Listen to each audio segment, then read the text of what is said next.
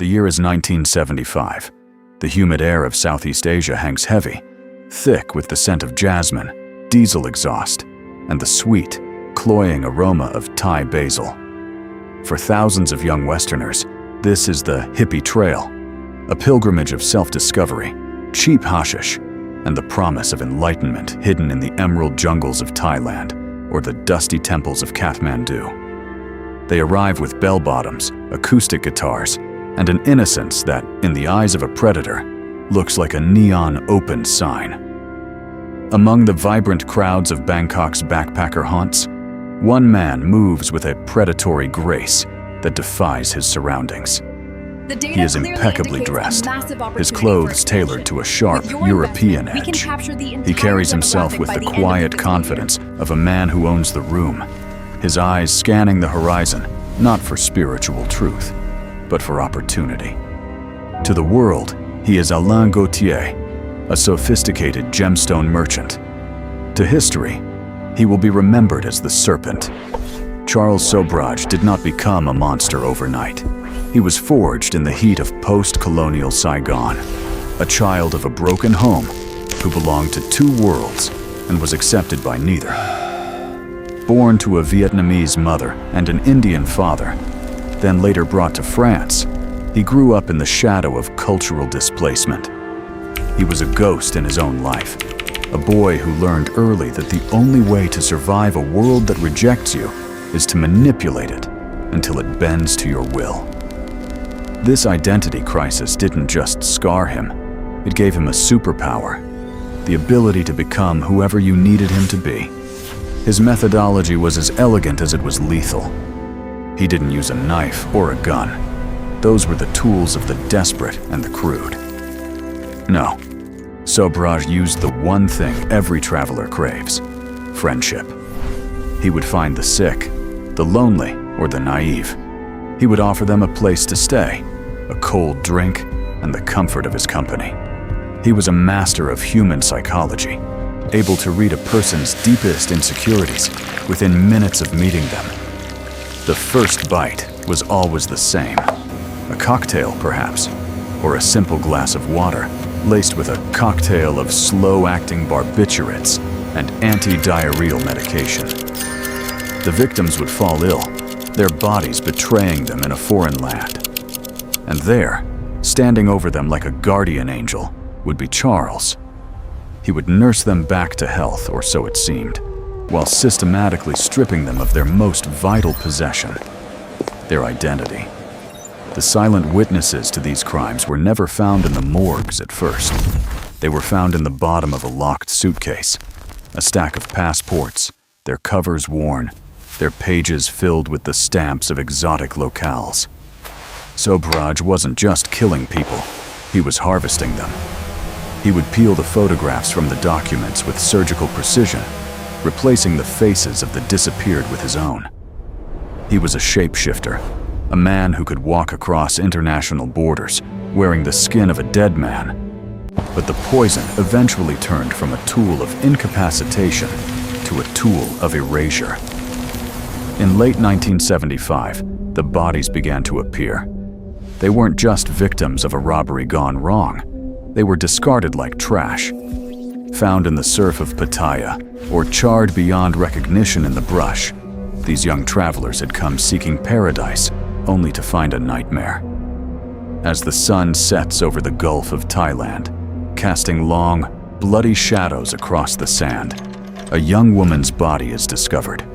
She is dressed in a flowered bikini, her face peaceful, as if she were merely sleeping. But the forensic reality is much grimmer. There is no struggle, no defensive wounds, just the lingering chemical signature of a man who believes that human beings are disposable tools for his own financial advancement. The world was about to learn that the most dangerous predator isn't the one who hides in the dark. It's the one who invites you to dinner, pours you a drink, and smiles as he watches the life slowly drain from your eyes. And as the Thai authorities look at the first of many bodies, they have no idea that the man they are looking for is already living in the victim's apartment, wearing the victim's clothes, and planning his next move. The Serpent hasn't just arrived in paradise, he has already begun to burn it down. To understand the monster who would eventually haunt the hippie trail, we must look back to the humid, war-torn streets of Saigon in the mid-1940s. April 6, 1944. This was the moment the world first ignored the boy who would spend his life demanding it take notice. Born to a Vietnamese shop assistant and an Indian tailor who wanted nothing to do with him, Hachard Sobhraj entered life as an inconvenience. He was a child of the colonies, a product of a world where boundaries were shifting and identities were disposable. When his father abandoned the family, the rejection didn't just hurt, it calcified. It turned a child's need for love into a predator's need for control. His mother eventually married a French army lieutenant, and young Charles was whisked away to the gray, judgmental streets of Marseille and later Paris. But the European dream was a lie. To the French, he was a métis, a half-breed, an outsider forever standing in the rain, looking through the glass at a life he wasn't allowed to touch. He was caught between two worlds, belonging to neither, and in that vacuum of identity, something predatory began to grow. This cultural displacement was the crucible. It created a psychological fracture, a void where a conscience should have been. Charles realized early on that if he couldn't belong to a country, he would own the people within it. He began to treat human interaction like a game of chess, where the board was rigged and he was the only one who knew the rules. He wasn't just a petty thief, he was an obsessive student of the human soul. He watched how people moved, how they gripped their purses when they felt unsafe, and how they softened when they heard a charming, sophisticated accent. The silent witness to his evolution wasn't a weapon, but a collection of stolen books. While other inmates in the French juvenile centers were fighting for extra rations, Charles was devouring texts on psychology, law, and philosophy. He was refining his primary weapon, a voice that sounded like silk, and a gaze that felt like a sanctuary. By the time he was in his early 20s, he had transformed his trauma into a masterclass in manipulation. He met Chantal Compagnon, a young woman from a respectable family, and used her as his first true test. He didn't just love her, he colonized her mind, turning a girl of virtue into a getaway driver for his high-stakes thefts. The forensic reality of Sobhraj's early criminal career is a trail of forged documents and borrowed identities. He discovered that a passport is more than paper. It's a soul. If you have someone's name, their date of birth, and their signature, you can become them. You can vanish into their history. This was the birth of the Serpent. He wasn't just stealing money. He was stealing the very essence of his victims, leaving them as hollow shells, while he slipped across borders undetected. As the 1960s bled into the 70s, the petty crimes in Paris grew too small for his ambition.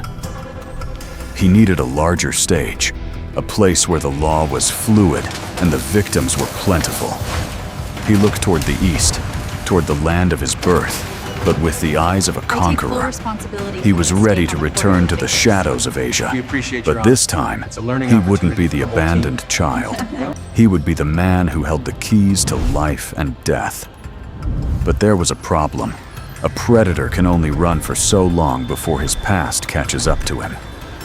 In 1971, after a botched robbery at a jewelry store in Delhi's Ashoka Hotel, Charles found himself staring at the cold bars of a prison cell once again. Most men would have broken. Most would have accepted their fate. But Charles Sobhraj wasn't most men. He sat in the dim light of his cell, a slight smile playing on his lips as he prepared to execute a plan so physically repulsive and so terrifyingly calculated that it would leave the prison doctors paralyzed with horror. Ast catches up to him. In 1971, after a botched robbery at a jewelry store in Delhi's Ashoka Hotel, Charles found himself staring at the cold bars of a prison cell once again. Most men would have broken.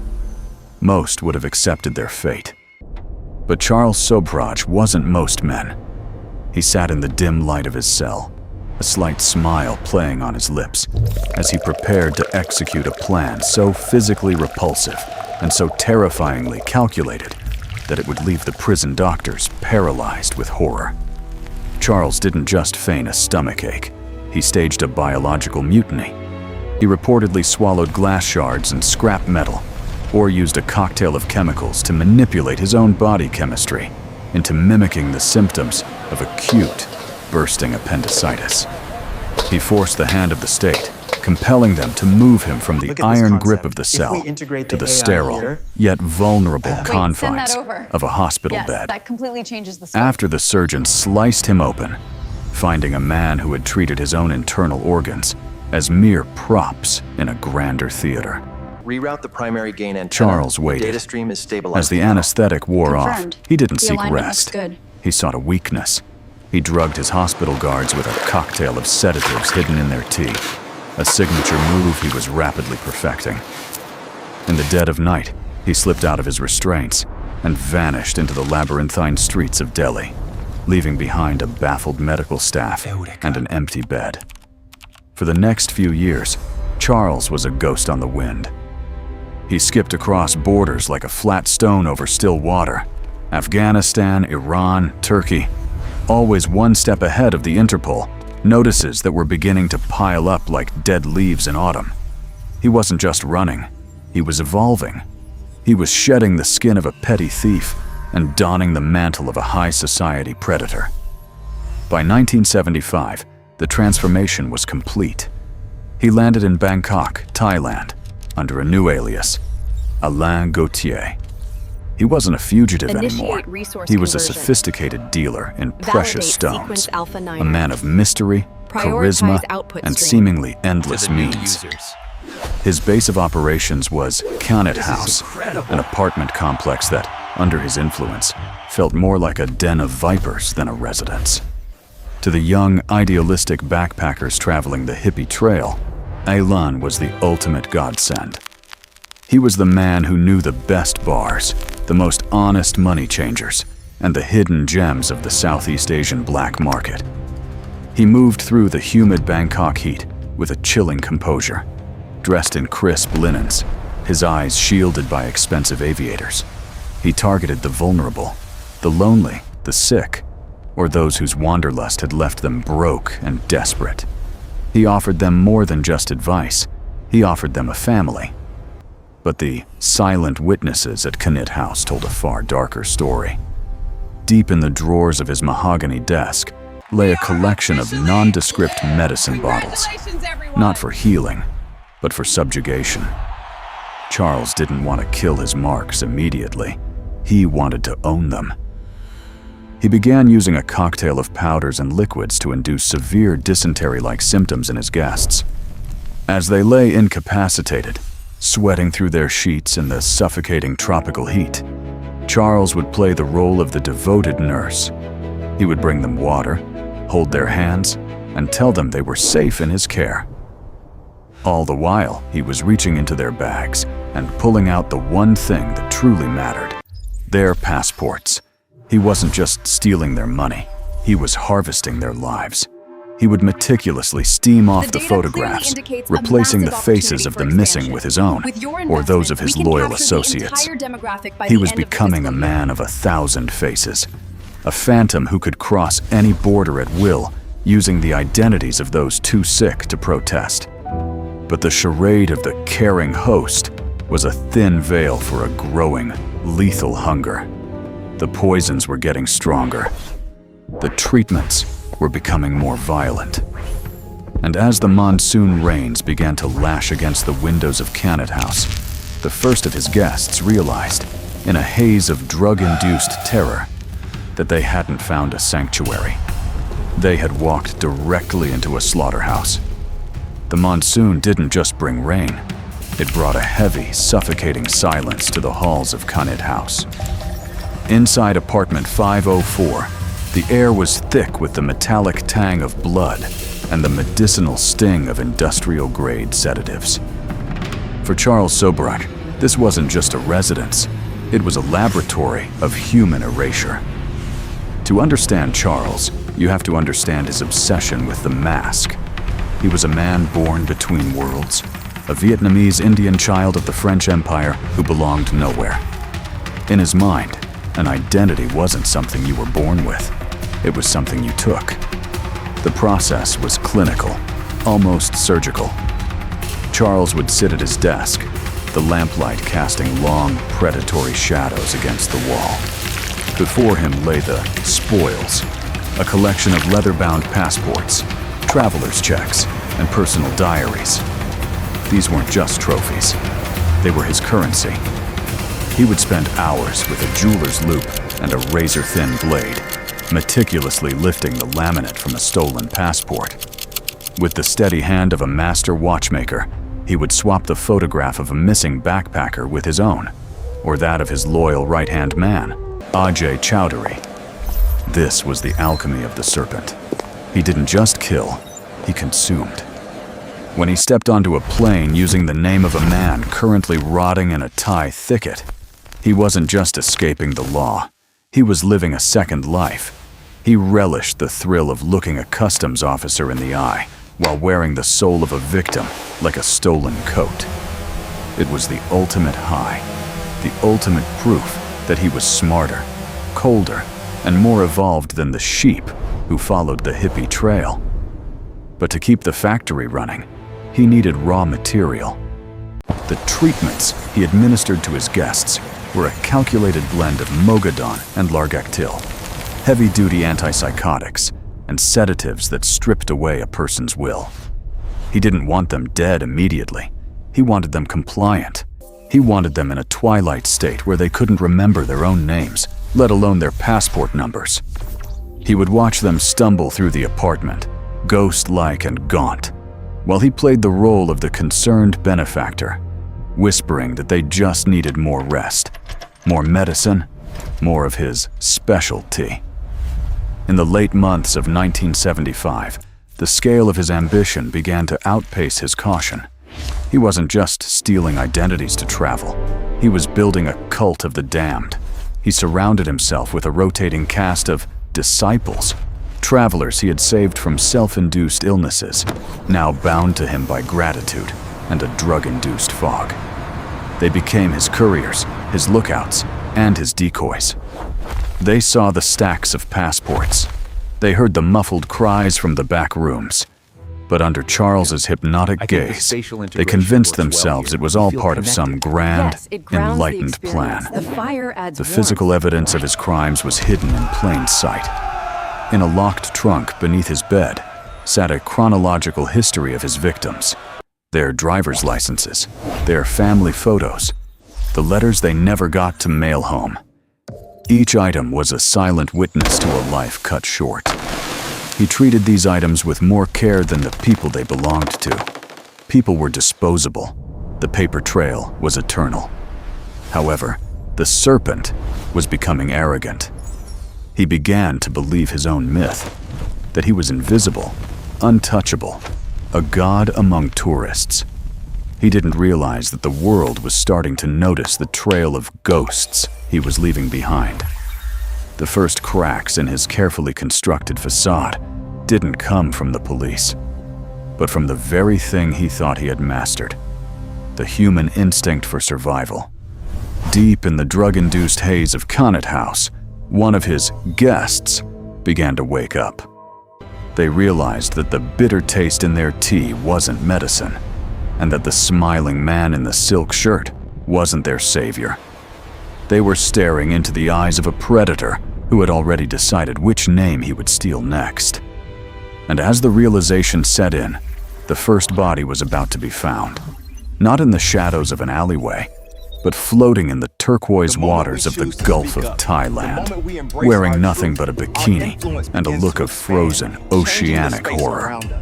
That body, discovered in the gentle surf of Pattaya, was the opening move in a game Charles Sobhraj didn't think anyone was smart enough to play.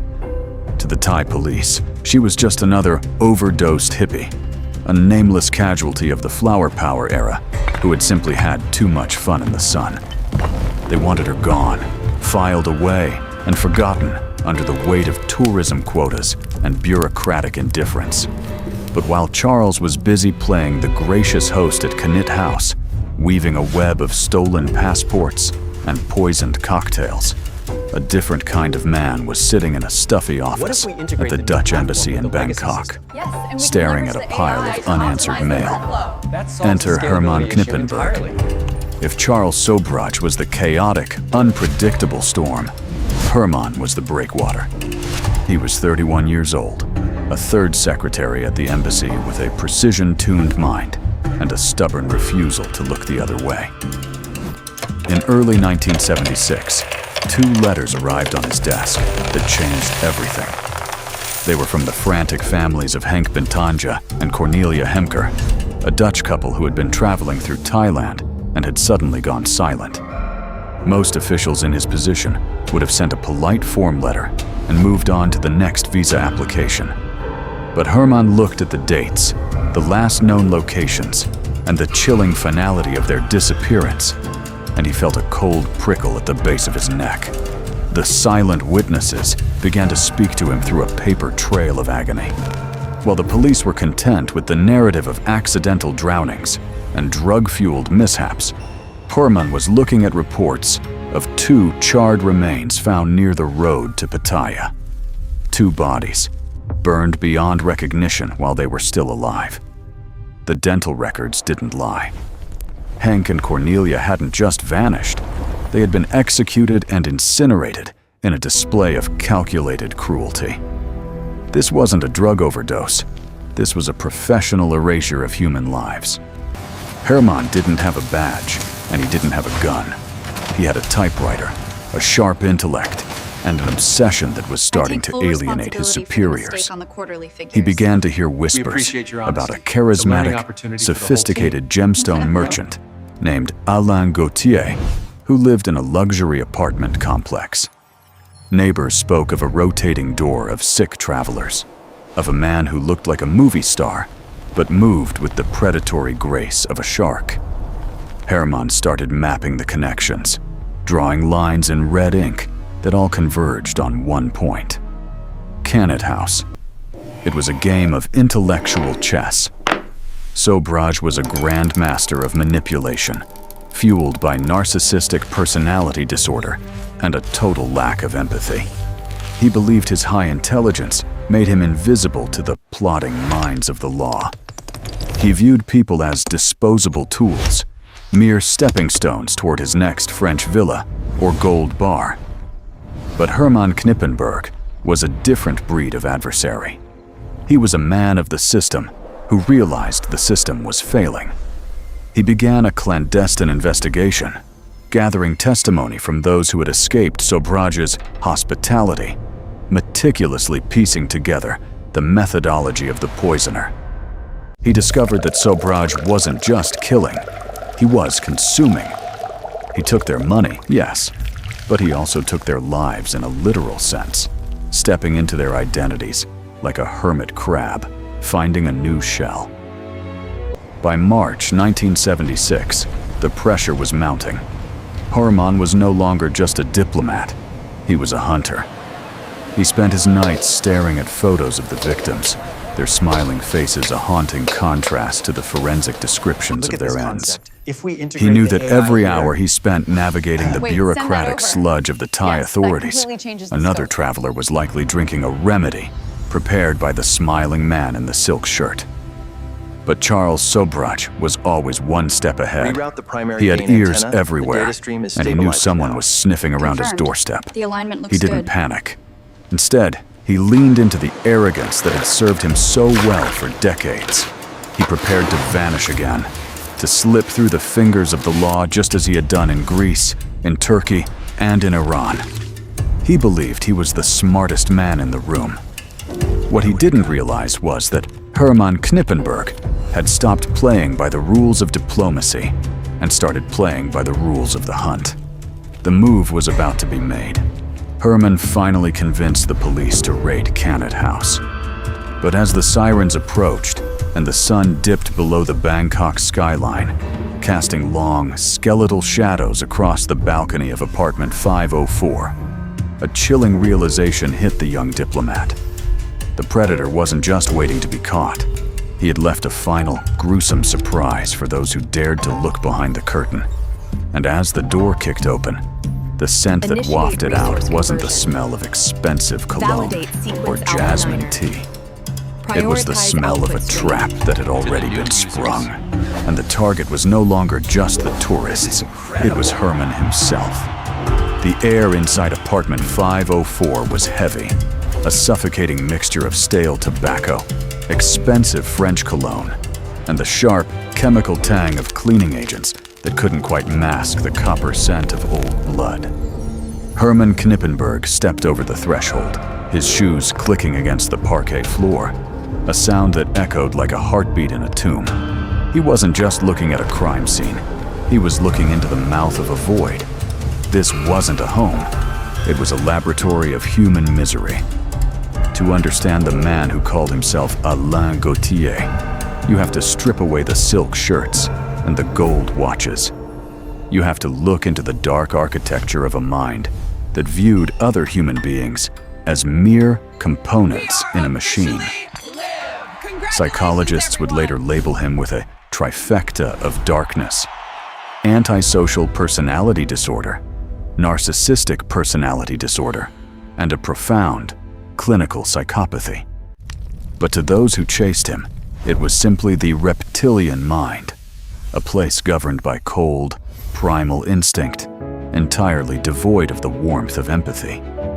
Born Hachand Baonani Gurumukh, Charles Sobhraj in 1944, his origin story is a blueprint for the predator he would become. In the humid, war-torn streets of Saigon, he was a child of two worlds and a citizen of neither. Abandoned by his Indian father and raised in a state of perpetual cultural displacement by his Vietnamese mother and French stepfather, Sobhraj learned early that the world was a game of leverage. He didn't just feel like an outsider, he felt like a ghost. And if the world wouldn't give him a place, he would steal one. By the time he reached the hippie trail in the mid-70s, he had perfected the art of the social mirror. He could read a person's deepest insecurities within minutes of meeting them. He targeted the young and the wandering, Westerners looking for enlightenment, who instead found a man who promised them rubies and gave them slow-acting poison. His methodology was a twisted form of alchemy. He didn't use a gun, he used a medicine cabinet. Vials of Mogadon, Largactil, and Maxolon, the silent witnesses Herman found, scattered in the apartment, were his tools of choice. He would induce symptoms of dysentery in his victims, then play the part of the Good Samaritan, nursing them back to health, while systematically draining their bank accounts and assuming their identities. To Charles, a passport wasn't just a document. It was a skin he could slip into, leaving the previous owner's corpse behind like a discarded shell. In the bedroom of apartment 504, Herman found the ultimate proof of this psychological cannibalism. In a locked suitcase, there were dozens of passports, some with the photos meticulously swapped, others with the pages crudely bleached. These weren't just trophies. They were Sobhraj's horcruxes. Each one represented a life he had consumed to fuel his own vanity. He didn't kill for the sake of killing. He killed because it was the most efficient way to dispose of a witness. He was a businessman of death, and his overhead was zero. As Herman sifted through a pile of discarded luggage, he found a small, leather-bound notebook. It wasn't just a ledger of gemstone sales. It was a hit list. Names of victims were crossed out with a single, clinical line, the cold finality of a bookkeeper balancing the scales. But as he turned to the final, tear-stained page, his blood ran cold. There, written in Sobhraj's elegant, cursive script, was a list of names under a heading that simply read, "Current Interests." At the very top of that list circled in fresh blue ink, was the Dutchman. The realization hit Herman like a physical blow. The predator hadn't just fled the building. He was still in Bangkok, hidden in plain sight, and he had spent the last week studying the man who was hunting him. Herman looked toward the open balcony door, the sheer curtains fluttering in the hot Thai breeze, and realized that from the darkness of the street below, Charles Sobhraj wasn't running away. He was watching, and he had just decided that the diplomat's life would be his most ambitious theft yet. Herman Nippenberg's realization hit him like a physical blow. The predator hadn't just fled the building. He was still in Bangkok, hidden in plain sight, and he had spent the last week studying the man who was hunting him. Herman looked toward the open balcony door, the sheer curtains fluttering in the hot Thai breeze, and realized that from the darkness of the street below, Charles Sobhraj wasn't running away. He was watching, and he had just decided that the diplomat's life would be his most ambitious theft yet. But the Serpent's coils were long, and as the years bled into a decade, the chase shifted from the humid alleys of Thailand to the bureaucratic labyrinths of India. By 1986, Charles Sobhraj wasn't a ghost in the night. He was the most famous resident of Tihar jail in New Delhi. For most men, Tihar was a concrete tomb, a place of iron bars and broken spirits. For Charles, it was a kingdom. He didn't just inhabit his cell, he curated it. He had a television, gourmet food, and a typewriter that clattered late into the night as he drafted legal petitions and letters to international journalists. He had successfully manipulated the system so thoroughly that the guards didn't treat him like a prisoner. They treated him like a patron. However, a shadow was lengthening over his comfortable arrangement. His sentence in India was nearing its end. Waiting on the other side of those gates was an international arrest warrant from Thailand, a red notice that carried the weight of a death sentence by firing squad for the murders at Connaught House. Charles knew that the moment he walked out of Tihar as a free man, he would be shackled and put on a plane to Bangkok. To Charles Sobhraj, freedom was a death trap. He needed to stay in prison to stay alive. The plan he devised was as theatrical as it was ruthless. On March 16, 1986, the sun beat down on the dusty courtyard of Ward 3. It was a Sunday, a day of relative relaxation. Charles announced he was celebrating his birthday, despite the calendar saying otherwise. He brought in crates of grapes, boxes of artisanal sweets, and piles of biscuits. It was a feast fit for a king, shared generously with the very men paid to keep him in chains. But the silent witnesses to this celebration were hidden in the chemistry of the food. Tucked inside the sweets and injected into the grapes was a potent cocktail of Laroxyl and Largactyl, heavy-duty sedatives. As the afternoon shadows lengthened, the rhythm of the prison changed. The laughter of the guards grew slurred. One by one, the men in khaki began to slump against the peeling plaster walls. Their eyelids grew heavy. Their grip on their rifles slackened until the courtyard was a graveyard of unconscious bodies. With the clinical precision of a surgeon, Charles reached into the pocket of the head warden and retrieved the heavy iron keys. There was no frantic sprinting, no scaling of walls under the cover of gunfire. Charles Sobhraj simply walked. He adjusted his glasses, smoothed his shirt, and strolled through the successive gates of one of the world's most secure facilities. He walked past the slumped sentries and the snoring gatekeepers, stepping out into the chaotic, vibrant heat of New Delhi. He didn't just escape the law, he humiliated it. He posed for a photograph outside the prison gates, a final flourish of arrogance before vanishing into the city's teeming millions. The news of the Great Escape hit the world like a lightning bolt, but the true brilliance of his maneuver was only understood by a few. By escaping, Charles ensured he would be caught eventually, and when he was, he would be sentenced to several more years in an Indian jail for the escape itself. Every day added to his Indian sentence was a day further away from the Thai executioner. He had turned the prison into his fortress, using the law as a shield against justice. But as he looked at his reflection in a train window, Charles knew the world was watching. He had become a folk hero to some, a monster to others, and a prize to the man who still held his file in a dusty office in Bangkok. The Serpent had shed his skin once more, but he had forgotten one thing. Once you are out in the open, everyone can see you move. And the hunt was about to turn deadly. The air in Paris was different, crisp, refined, and smelling of a freedom he hadn't truly tasted in decades.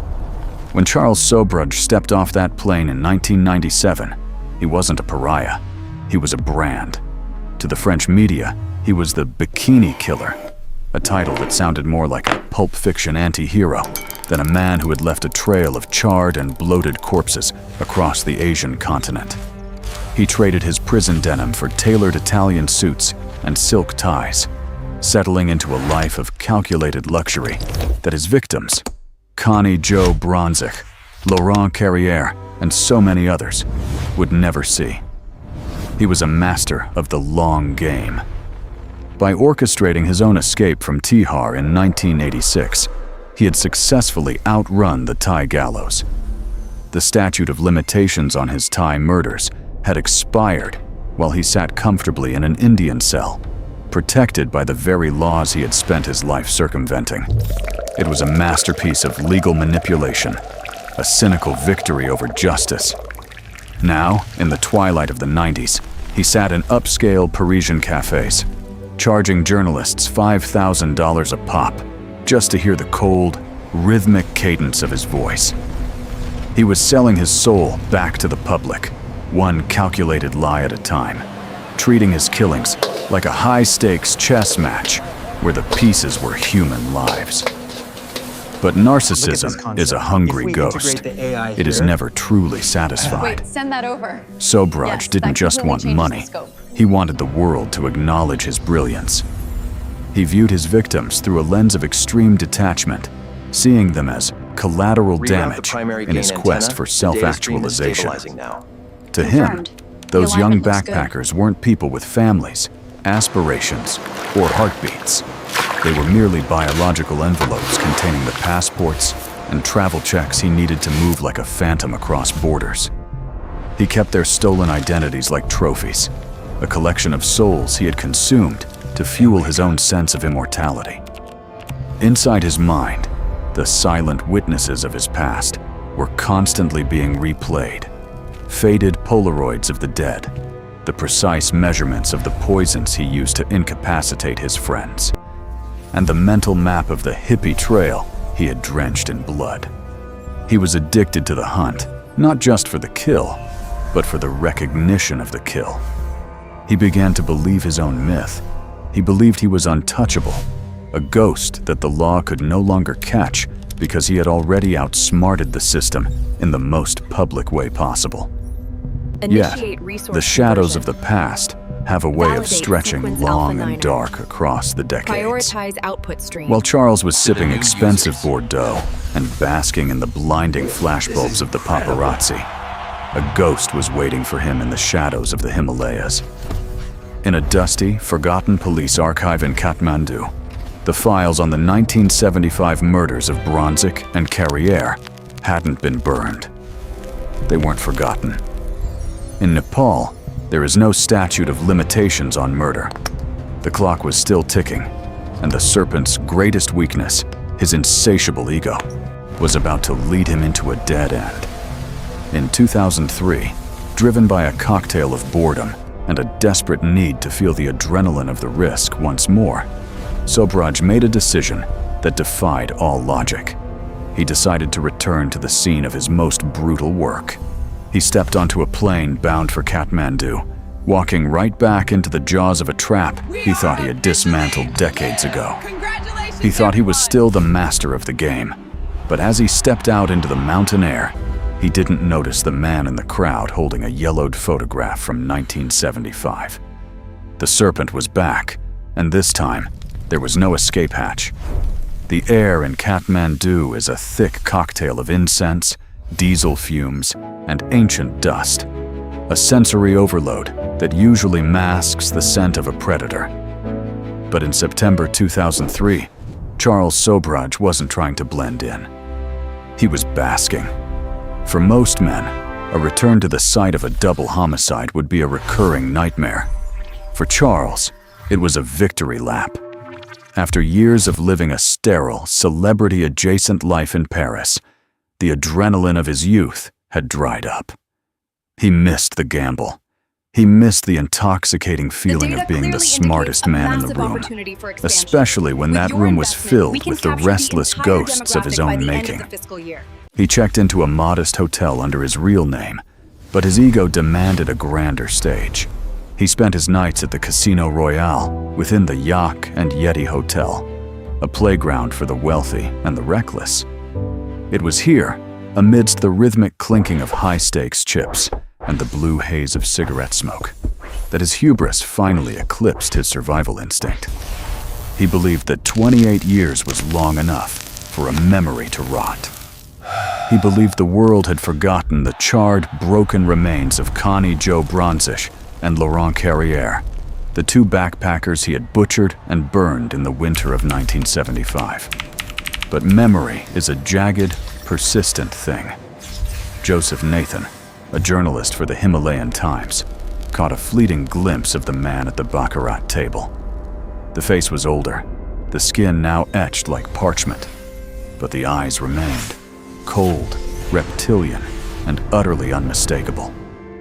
Nathan didn't just see a tourist.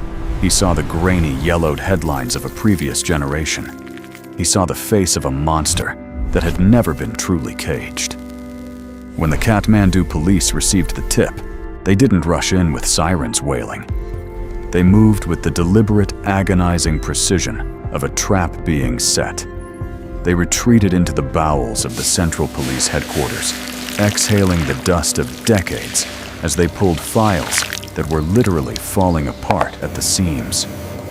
These silent witnesses, the ossified autopsy reports, the 1975 handwritten immigration logs, and the grainy black and white crime scene photographs were about to speak louder than they ever had before. The forensic terminology of the 70s was archaic, but the facts were immutable. 2 bodies, multiple stab wounds, and a fire intended to erase their very existence. On September 20th, 2003, as Sobhraj stepped out of the casino, the cool mountain air hitting his face, the trap snapped shut. He didn't struggle. He didn't shout. He simply offered a practiced, enigmatic smile, the mask of a man who still believed he could talk his way out of a noose. He thought he was playing a game of chess, but he failed to realize the board had been flipped. In his mind, he was still the untouchable Serpent, the master of disguise. He looked at the steel handcuffs with a detached curiosity, as if they were merely a costume piece for a role he was briefly playing. But this wasn't a movie, and there was no script he could rewrite. The Nepalese authorities weren't interested in his charm or his stories of international intrigue. They had something better: physical proof of his presence in the country during the 1975 murders. They had the records of the Royal Hotel, where he had stayed under a stolen name. They had the witnesses who, despite the passage of time, could still feel the visceral chill he cast in a room. As he was led into a cramped interrogation room, the walls closing in, Sobhraj finally realized he had made the ultimate mistake of the narcissist. He had started to believe his own myth. He thought he was the one holding the leash of destiny, unaware that the ghosts of 1975 had been waiting patiently for him at the arrivals gate. The trial was coming, and for the first time, the Serpent found himself in a cage from which no amount of charisma could offer a key. But as the cell door slammed shut, a new, darker realization began to dawn on him. Yes, Nepal it wasn't grounds just the looking for a experience. conviction. The fire adds warmth. They were looking for a final reckoning, and the evidence was about to reveal a secret even Sobhraj hadn't prepared for.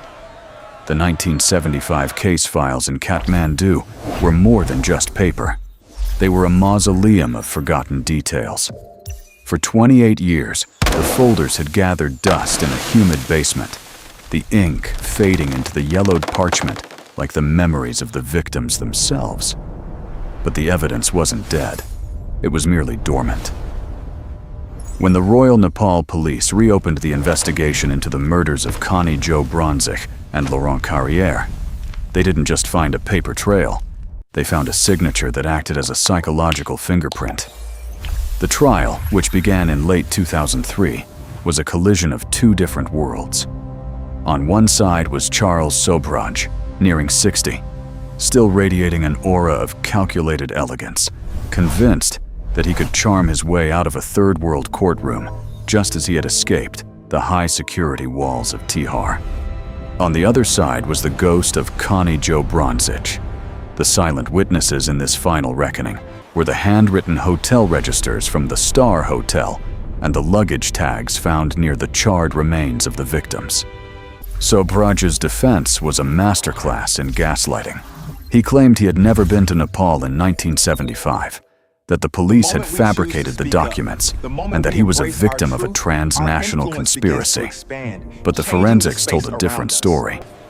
Handwriting experts meticulously compared the signatures from the 1970s with Sobhraj's contemporary writing.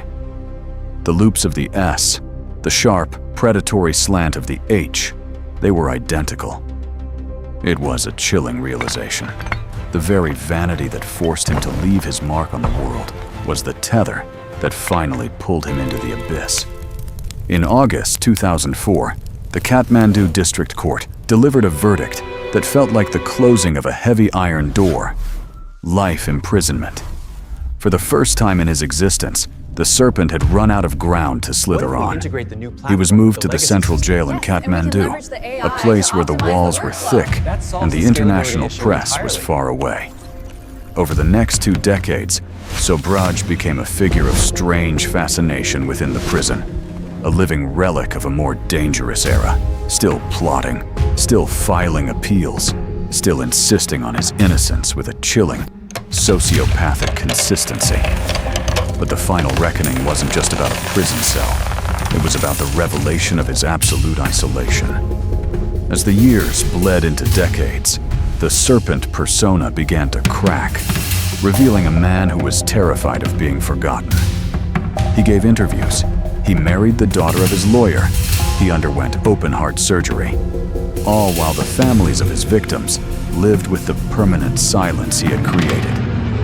Then came December 2022. Citing his age and failing health, the Supreme Court of Nepal ordered his release. At 78 years old, Charles Sobhraj was escorted to the airport, his face masked, his eyes shielded behind dark glasses. As he boarded a plane back to France, the world watched a frail old man walk toward freedom. But as the plane leveled off at 30,000 feet, a journalist managed to ask him one last question about the lives he had extinguished. Sobhraj didn't offer a confession. He didn't offer a prayer. Instead, he gave a thin, enigmatic smile, the same look he had given his victims before the poison took hold. He told the reporter he had a lot to do and books to write. The chilling revelation wasn't that he had changed, but that he remained exactly who he had always been. As he landed in Paris, a free man in the twilight of his life, the world was left with a haunting truth. The Serpent hadn't been defeated by a change of heart, only by the passage of time. He walked into the French night, a predator whose teeth had been dulled by age, but whose hunger for the spotlight remained as lethal as ever. The voices of the lost were finally still, but the shadow he cast over the Himalayas would never truly fade.